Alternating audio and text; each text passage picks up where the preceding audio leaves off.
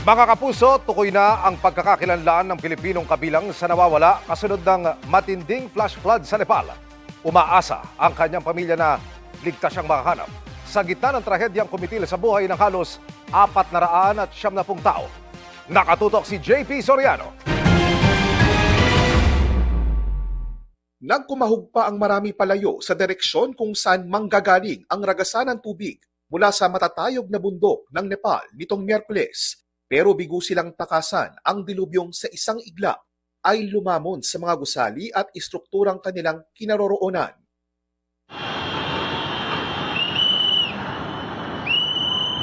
Kabilang sa nawasak ang isang ginagawa pa lamang na dam na tuluyan ding bumigay dahil sa pagbulusok ng tinawag na debris flow.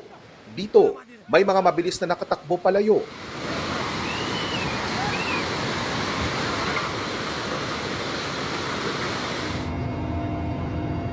Pero sa halos lahat ng nadaanan ng flash flood, maraming tao ang tinangay.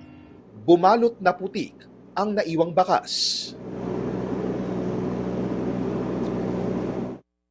Kabilang sa maraming bahay na wasak, maraming kalsada ang di na madaanan at hindi na bababa sa 400 ang patay ayon sa Nepali Police. Sabay sa pag-asikaso sa kanila, ang tuloy-tuloy na paghahanap sa mahigit 1,000 pang nawawala, kabilang ang mahigit 500 dayuhan. Sa ilang lugar may mga tila himala. Sa makapal na mga putik, may mga buhay na natagpuan, bagaman pahirapan ang pagpasan sa kanila ng mga rescuer. Sa ibang lugar naman, kailangang gumamit ng heavy machines para sa rescue. Habang sa hydropower tunnel na ito, kung saan 100 ang natrap, literal na gumagapang sa putik ang mga rescuer at ang mga inililigtas. Habang tuloy ang mga nakapanlulumong update sa Nepal.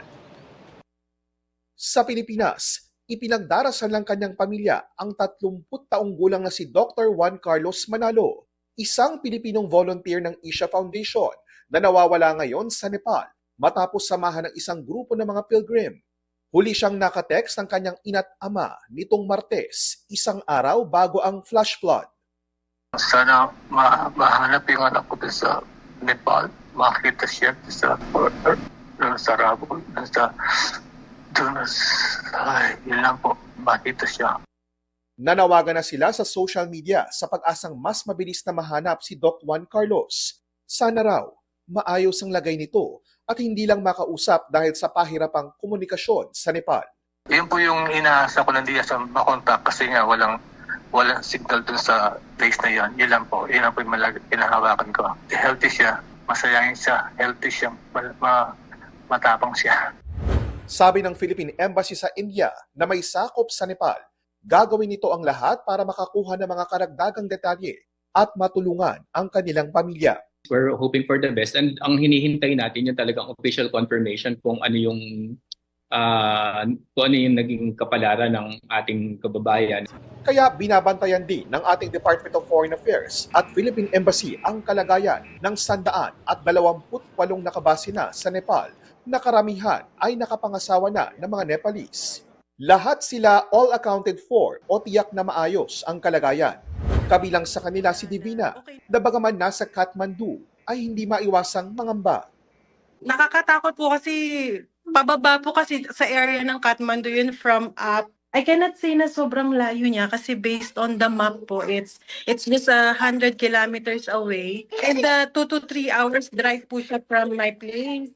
Matapos magpaabot ng pakikiramay, sunod namang pinaghahandaan ng gobyerno ng Pilipinas ang posibilidad na magpapadala ng humanitarian volunteers kung hilingin ito ng Nepal. JP Soriano, Nakatutok, 24 Oras.